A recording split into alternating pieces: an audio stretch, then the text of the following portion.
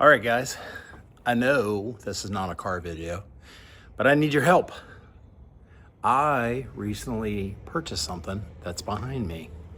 It is a Vermeer trencher 3550A that's in actually pretty good condition.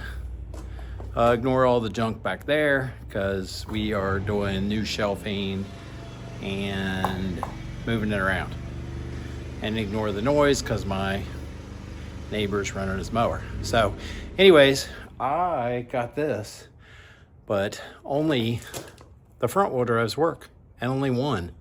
The rear wheels will not drive at all. So it is hydrostatic.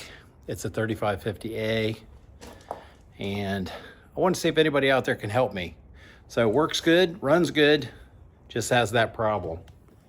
So here's some info on it. If anybody knows anything, I don't know. I'm kind of thinking maybe if it's got a broke axle in the back, like that would let all the stuff go, or I don't know. Supposedly these people had a mechanic and they serviced it quite often. So I got it dirt cheap, runs like a top, 600 hours. 600, can you see it? So like I said, kind of a weird video for me, but I'm excited and I got it dirt crazy cheap.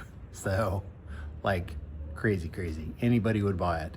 The engine's worth what I paid for it, I would say, just as a guess. And I've always wanted to have a sweet trencher. So here's a couple videos of it running.